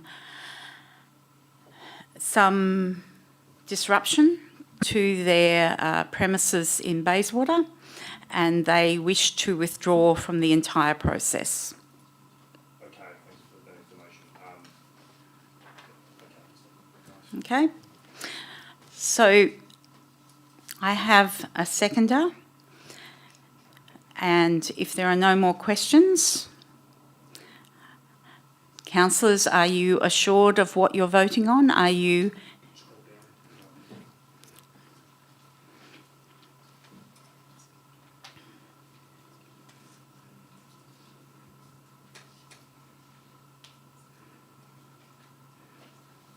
Councillor Long. Madam Mayor, just one question. I know point 5 requests the CEO cancels the special meeting of April the 9th. I believe at that meeting we were due to hear the officer's report summarising all of the feedback received. So what I perceive as happening is that all those reports will be deferred to the April OCM, Okay. and that everything will come to the April OCM. Okay, great. I can, during debate, explain why. I can explain why I actually have done that. So That's fine. I just acknowledge that a lot of people probably put a lot of effort into making their submissions. I didn't want those to be lost. Yes, I don't. To be clear, I want all the information to be provided publicly to the council and to councillors and to the community. What I am doing is pushing this right back to the April OCM whilst we actually scope out some additional information. And this also, by providing hard copies to the community in the audience tonight, it allows the audience to actually have a look and provide their feedback as well. And hopefully tomorrow I will be hearing some more from you guys. Councillor Ames.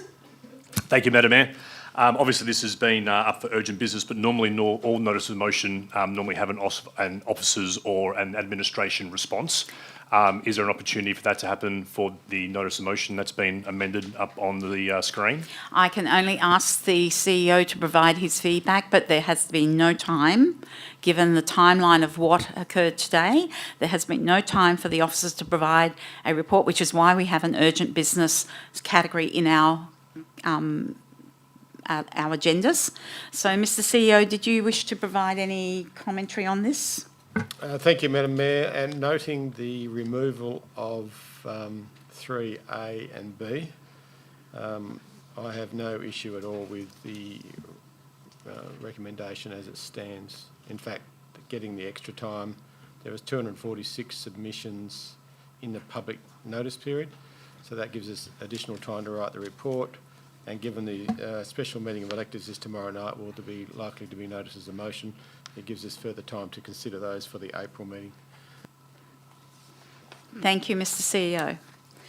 Okay, ladies and gentlemen of the council, do you have any further questions? Okay, so you have before you an urgent notice of motion that I have put up that includes point 1, point 2, a new point 3, requesting the CEO to provide an updated report at the next ordinary council meeting in April. And the last dot point requests the CEO to cancel the special meeting of council on April 9th for obvious reasons. I have a seconder. Do I have anyone against? Councillor John. We will enter into debate. So, ladies and gentlemen, it has been an interesting day. So, now, I have concerns about some belief that Wind in the Willows all the issues can be fixed with just increasing fees and running things in a better way. I have some concerns about that. My concerns relate to the age of the buildings. They are older buildings, and there's no renewal reserve for Wind in the Willows. There was a reserve, but quite often that only ran at a small amount, and quite often every year that was spent on upgrades to Wind in the Willows. So my aspiration, and it has been the aspiration of many councillors over the years, to combine the Wind in the Willows into a single facility, a new facility. That is my aspiration. Do I want to see that happen? Absolutely. Do I believe that the facility should be on Crown land? Yes. Now, the reason for that is really quite simple. Childcare facilities on Crown land tend to have security of tenure because Crown land is only able to be leased out for very limited purposes. And one of those purposes is childcare and early childhood education. So the security of Wind in the Willows going into the future would be more assured if the facility was on Crown land. Now, that's a fact.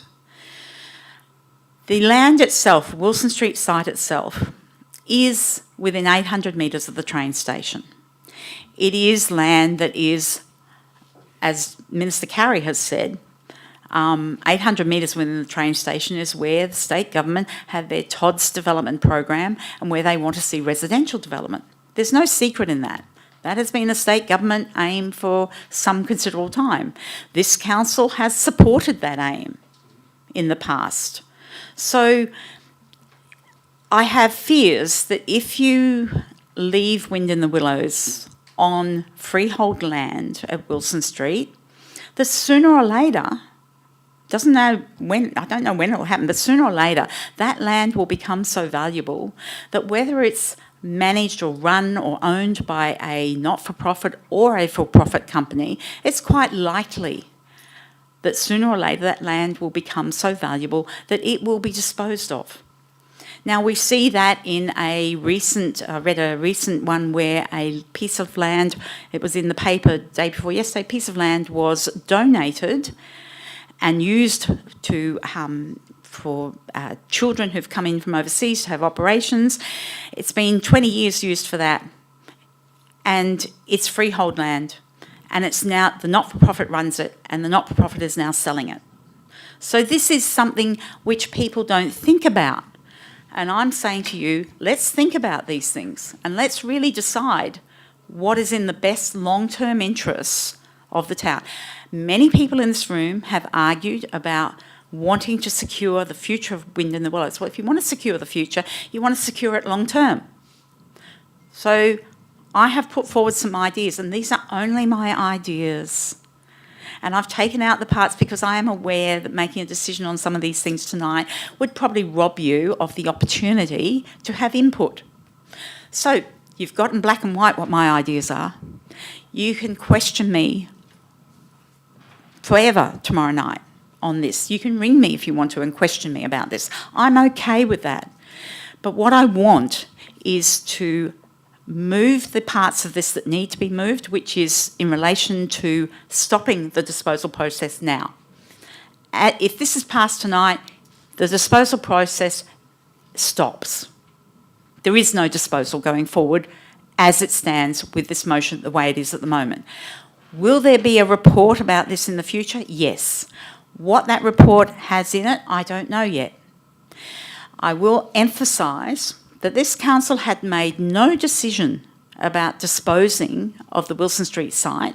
There was no contract signed. We were going along on a process. During the mid-year decision that council made, there was an aspiration to have not-for-profits run the business.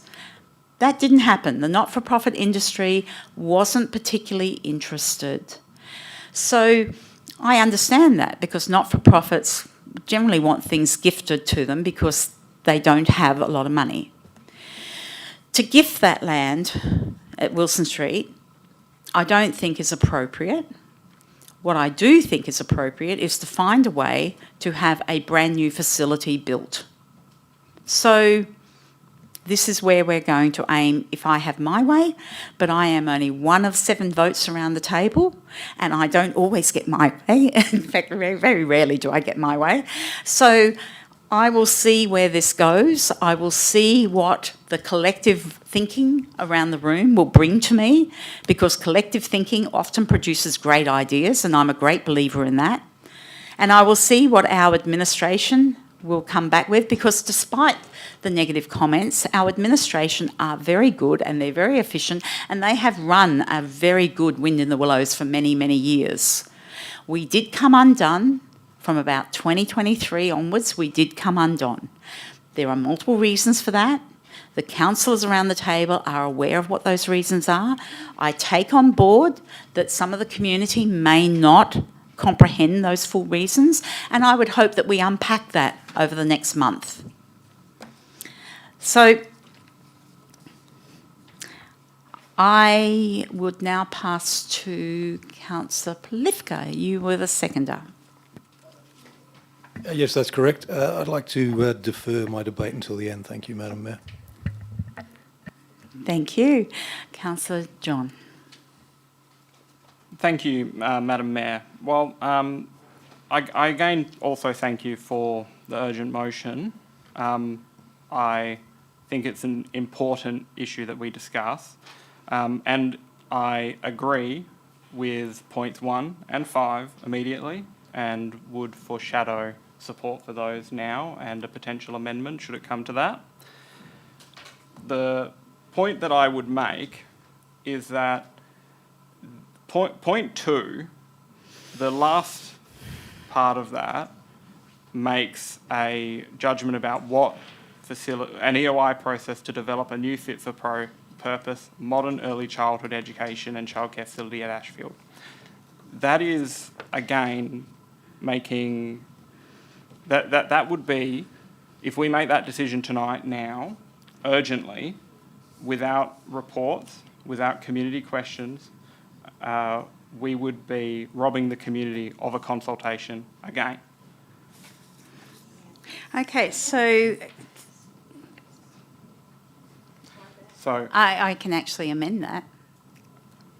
Well, I'll let you finish your debate. Yeah. Yes. Look, I think we can come to a really good conclusion here, because my proposal would be, because I think you have some good ideas there, I'm simply asking for more time. I think there is urgency in 1 and 5, and that we should get those done tonight, and then we can also not worry about my motion, because that would sort of defeat it. But points 2, and I know you've removed 3, but 2, 3 and 4, I think aren't urgent under the policy of the meeting procedure. And I would argue that they can come with a report, and we can hear what the community thinks, and we can hear all the great ideas that I'm sure we will hear tomorrow, and that will inform what we decide moving forward. I think the urgency is the real sticking point here for me, and I really would request that everyone around this table really consider that, and what we've been told tonight and previous nights and throughout the last few weeks about pumping the brakes a little bit.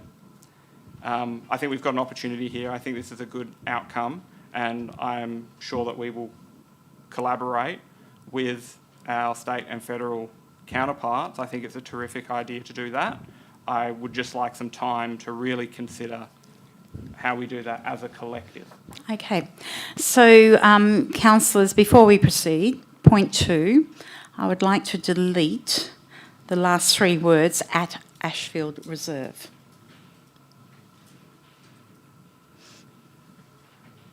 Because you are correct. An early childhood education and childcare facility can be built on Crown land anywhere in the town, and we certainly have a bit of Crown land in the town. So you're correct on that one. So I am happy to delete at Ashfield Reserve, but Ashfield Reserve seemed the most obvious. So, Councillor Polifka, are you happy with that amendment? I would be happy with that if, in place of at Ashfield Reserve, we said a childcare facility on Crown land. On Crown land. Just to make clear that that's okay, the direction. so yes, I'll accept that. And within the town of Bassendean, which would be unique amongst local governments. Okay. So we take out at Ashfield Reserve and put in on Crown land. Okay, officers, are you fine with that? It's up there now. Okay. Right, so we know what we're debating, councillors. Okay, so Councillor John, you finished your debate? No. I thought you had finished. Look, on that, while I think that is helpful as a starting process, I just don't think we can put this through tonight in good conscience, because it is still talking about ultimately a request for changing the capital landscape that affects this service. And our community are loud and clear that they want to be involved in this conversation. You know, usually I am begging people to talk to me about local government. People won't stop at the moment. And, you know, it is exciting for me, but not so much for many people. But I just can't, in good conscience, make a decision so quickly without hearing what community think, what service users think, and what the administration has to say about what it's going to look like. And I've read through this. So, Councillor John, Okay, no, that's fine. I just, I've had, not a lot of time to read through this funding request and really think about it, and I think it's very specific. I think I would like to see a process to start with that is in the spirit of collaboration with our state and federal counterparts, because frankly, there is a government that can look after this service and can run it and can do all these things, because it's done it for 40 years, and that's us. We are a level of government, we are responsible, we are confident, and we're smart people, and we can come up with creative solutions. I'm not saying we don't collaborate, I'm not saying we look for good opportunities, and I'm not saying we don't look for money and funding elsewhere.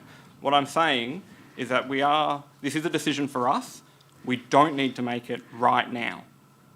We do have to make decisions 1 and 5 today, but 1, 2, 3 and 4, I think need to have proper due diligence by this group over a longer period, and I think they can be deferred through to the OCM because they don't meet the urgency criteria that the rest of the motion does. okay. Thank you. Thank you. So, I am going to propose another small amendment to point 2, that you go authorises the Mayor and the CEO to formalise a funding request as attached to the federal and state governments seeking in-principle agreement for the provision of funding commitments where said funding, and take out the words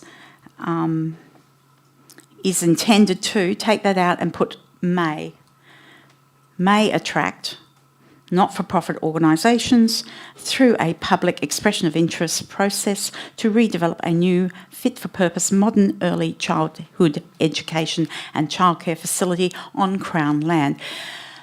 Councillor Plifka, are you okay with that? Yeah, no issues with that. That leaves open both possibilities. So thank you. Right, councillors, I would now ask if there is anyone to debate for my motion. Is there anyone to debate against my motion? Councillor Ames. Thank you, Madam Mayor. I just want to reiterate Councillor John's, I suppose, plea regarding length of time to be able to discuss this.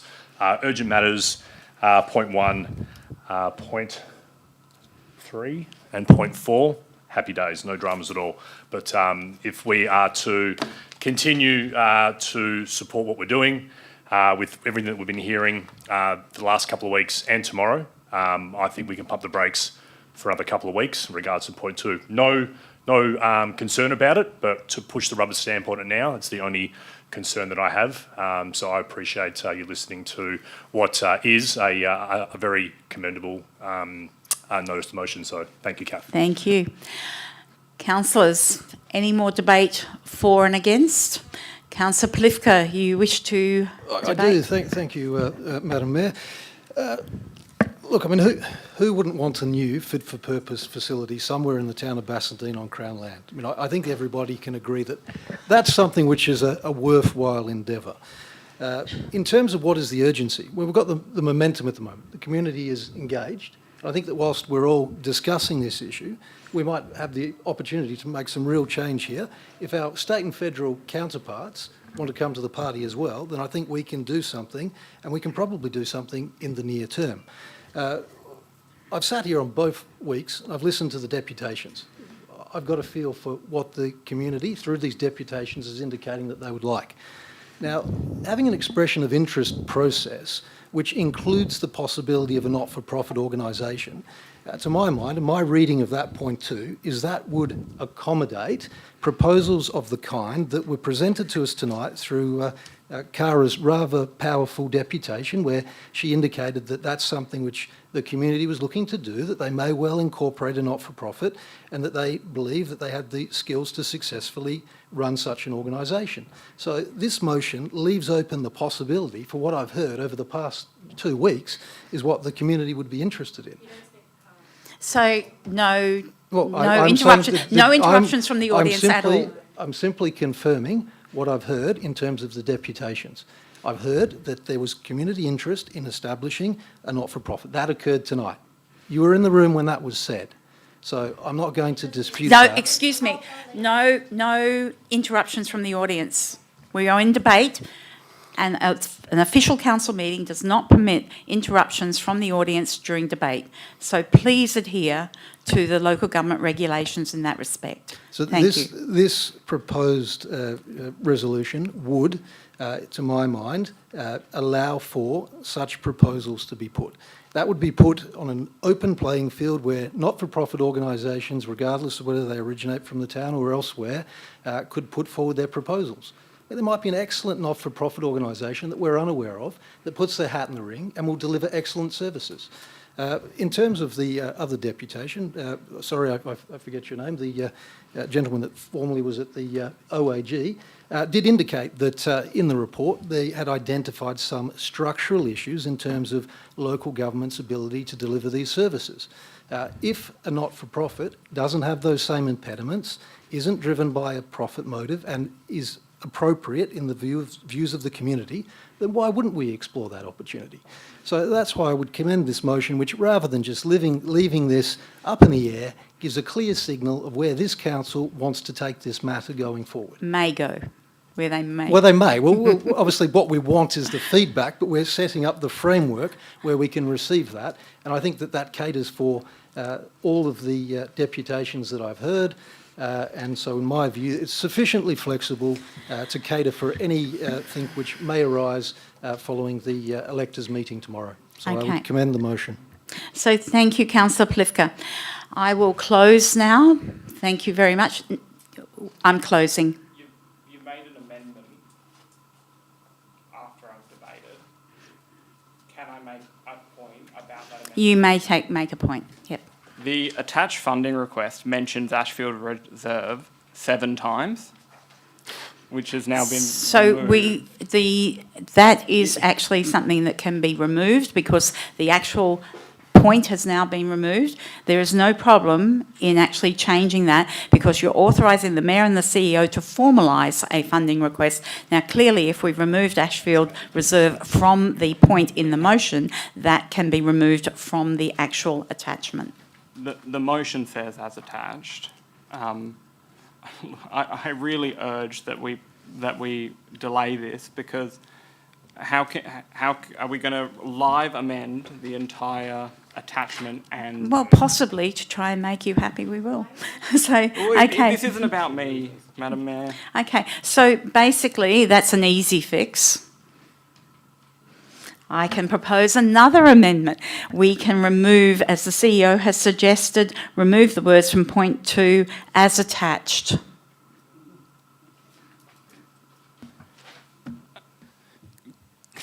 Councillor Plivka.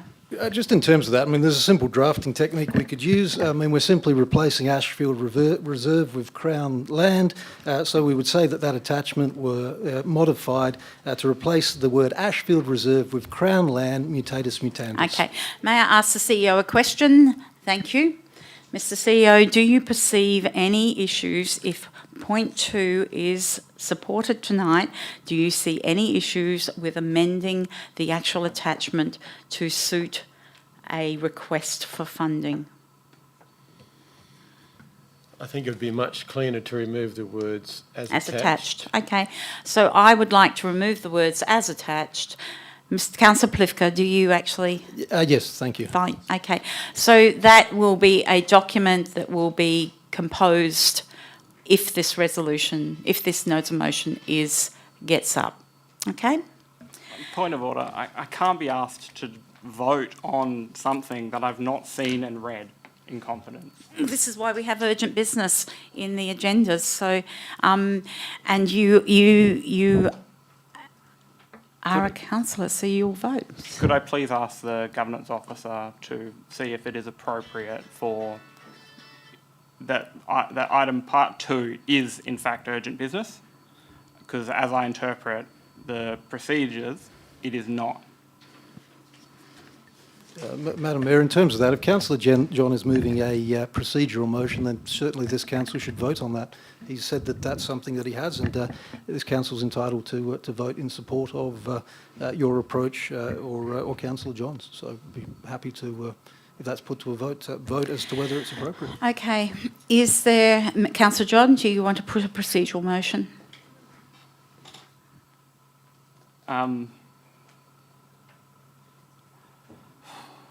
Sorry, I need a second to check how that would be worded.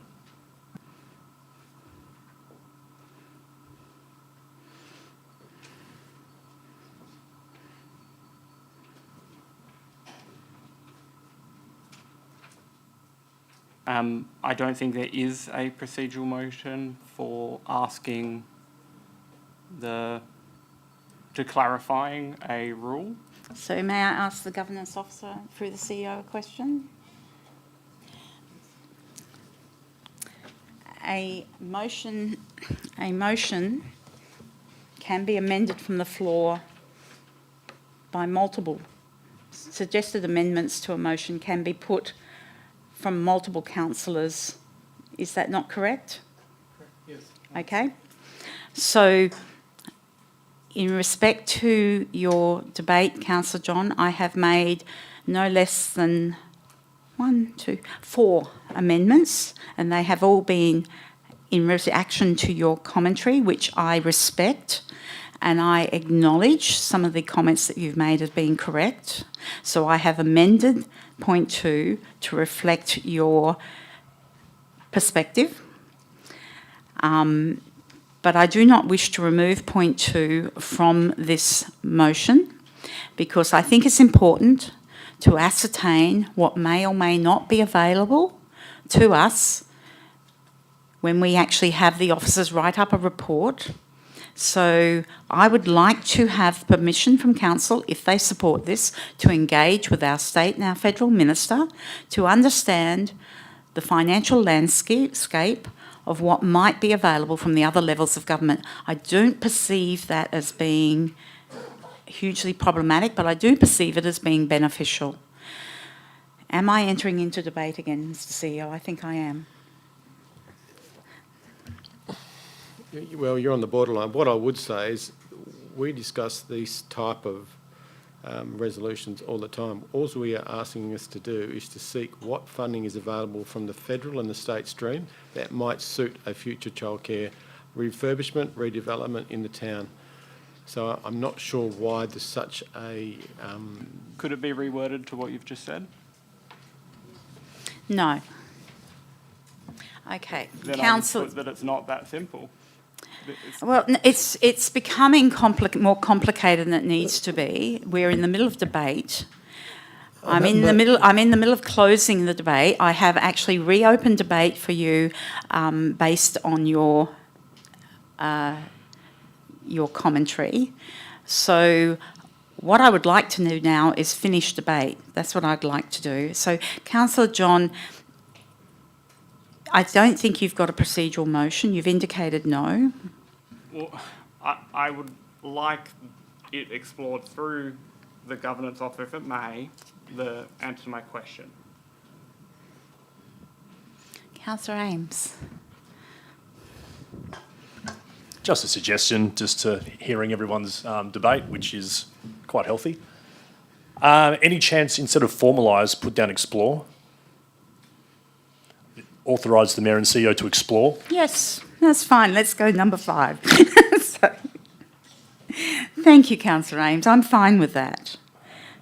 As you can see, I'm actually quite happy to accommodate this, but I do think it's important to explore options. So explore is that's a good term. Thank you very much, Councillor Ames. What was that? So okay. Happy to incorporate that. Thank you. Don't believe it changes the substance of the motion such as to reinvigorate now, debate. Councillors, I'm sorry, I'm going to close on debate now and then we'll go to the vote. So thank you very much, everyone, for your input. It has probably resulted in a much better motion. than what it started as originally. And I do apologise because I actually did draft this fairly quickly, so I do apologise. And this is very interesting debate, and I'm really glad for the input from the councillors around the table. So, in closing, I think that there is a wealth of information that will come forward at the April meeting. Does this mean that a specific decision might be made at April? I don't know. Again, I know this is very different for most people in the audience, but councillors rely on a process. It's a local government process where you actually request things, you get information, you consider it, you might actually make further requests. It goes along on a process. As I've said previously, all council meetings can be decided in one of several ways. It's not just a straight accept the officer's recommendation. There are often various ways in which a council can proceed. Yes, this was brought forward as an urgent business item, and it is a shame that we couldn't follow the process to the end, because I was looking forward to seeing all the information next week, but it's been pushed out a little bit more. And from what I've heard from the audience, I don't think people in the audience will mind having more time to explore options. For instance, Cara has some interesting ideas and she wants to put forward some options. And one of the things that Cara has said is that she needs more time. Okay, I agree with that. That's fine. So what I would like to do is the same thing. I would like to explore options, and that includes funding. Because as I've said publicly in this chair, I would like to see a new facility all in one. Surely that would be advantageous to families that have children of different ages. Instead of dropping off to 2 locations, taking them all to 1 location, having all the educators in 1 location. I think all of those would be efficient. I don't think we've got efficiency with the operations we've got at the moment. As a local government, we are subject to a range of regulatory requirements. We're subject to OAG audits, which go through everything with a fine-tooth comb. We are it's a very complex, labour-intensive environment to work in compared to like the private sector. We operate under a different industrial relations landscape compared to many of the private operators and many of the not-for-profits. These are facts. So it is without a doubt a challenging landscape for local government.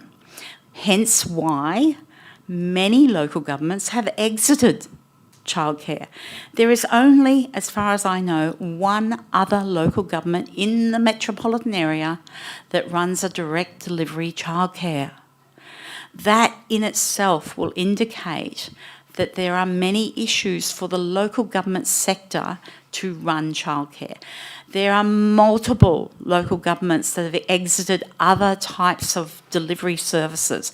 Then we have the mandate that we run efficiently and we look at our services and review our services on a regular basis. These are all mandated aspects of the Local Government Act. It's not to create havoc. It's not to run things inefficiently. It is the mandate under which we work. So I'm sorry if it sounds convoluted to everyone, and I'm sorry if it feels more complex than it should be. But it is what we do. So I am finishing debate and would like to put it to the vote. All those in favour of the notice of motion that I have put forward, the amended notice of motion. Okay, I have Councillor Ames, Councillor Burke, Councillor Carter, Councillor Long, Councillor Plithka and myself. All those against? Councillor John. Thank you very much. Thank you everyone for your patience, and I am grateful. There are a diverse number of opinions and I am grateful to hear those opinions. And I am sorry that, some people have felt that they got cut off, but we do not take any questions from the audience or any comments from the audience whilst we're in the formal part of the meeting, which is debate. Okay? So thank you, ladies and gentlemen. Okay. Now, Councillor John, I was going to bring your notice of motion 13.1 to this part of the meeting as well. And I would ask if you still wish to proceed with that notice of motion or not.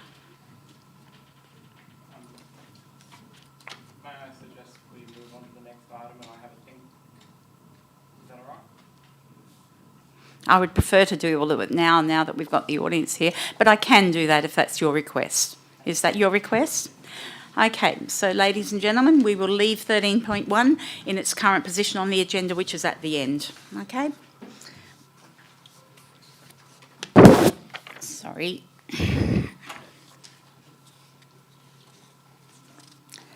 Apologies, Madam Mayor. I'm happy for the motion to cease. It is redundant. Sorry? I'm happy for the motion to cease. It is redundant. It is redundant? Yeah. Okay, thank you. Okay. Just in terms of that, Madam Mayor, will that indicate that Councillor John had withdrawn the motion? Correct. I withdraw the motion. Okay, thank you. So we now move to en bloc, items en bloc. So councillors, I have 5 items in en bloc. I'd ask if any councillor wishes to withdraw any of those items from en bloc. No? Okay, so... Were the dog areas on block or are they separate? They're separate. Okay, They're in, excellent. okay. So, councillors, I have item 12.2, 12.4, 12.7, 12.8 and 12.9 on block. Do I have a mover for those items? Councillor Burke, seconded Councillor Plifka. Do I have anyone against? I'll declare that carried. Okay, so that brings us to item 12.3, policy review. Thank you everyone for coming. So 12.3, policy review, purchase and placement of memorial seats and trees. I would ask Mr CEO, did you want the officer to speak to this that was spoken about last week? No, Madam Mayor, happy to go straight to the vote or debate. Okay, councillors, any questions on this item? Okay, do I have a mover for the officer's recommendation? Councillor Ames. Do I have a seconder? Councillor Plifka. Anyone against? I'll declare that carried. Okay, 12.5, dog control areas. Now, I do note that one of the councillors had a question about this, but I'll just ask Ms. CEO, did you want the officer to provide any information on this? No, Madam Mayor, noting that we are simply putting this status quo out for advertising and then seeking some feedback on how appropriate those exercise areas are, and then once we have that feedback, then council will have the opportunity to consider any changes. Okay. Councillors, question. Councillor Ames. Do you want to exit the room? No, you're on. Yes. Oh, yes. Proximity. Ah, sorry. Thank you, Councillor Ames. I'm sure we'll come and get you very quickly. Okay. So, Mr. CEO, any officer to talk to this, or you? Okay, councillors, any questions? So Councillor Ames is out of the room, and he did move an amendment. Was there an officer comment on that, or is it? Yeah, I clarified with. I'm sorry, I must have copied everybody in. You did. Oh, okay. So the ruling is that if you can't move an amendment, if you've got an interest where you need to leave the room, and the other thing that would be quite unusual is that we would change the status quo and then seek advertising rather than advertise the status quo and then see what the feedback is. So no, that clarifies it for me. Thank you. Further questions? Okay, so do I have a mover for this item? Councillor Plifka, seconded Councillor Long. Anyone against? I'll declare that carried. Would someone like to invite Councillor Ames back into the room?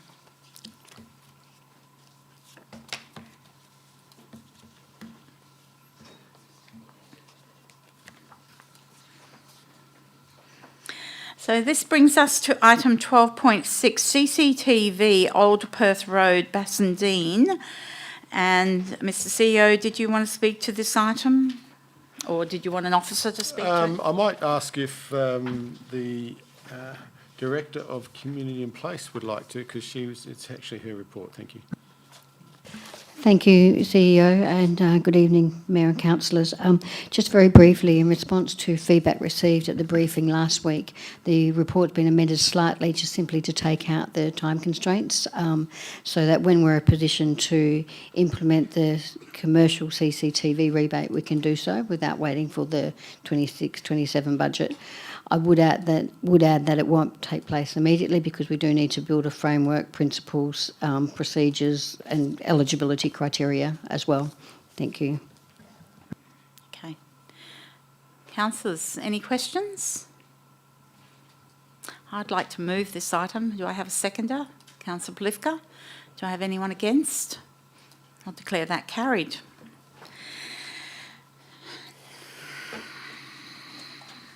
Okay, so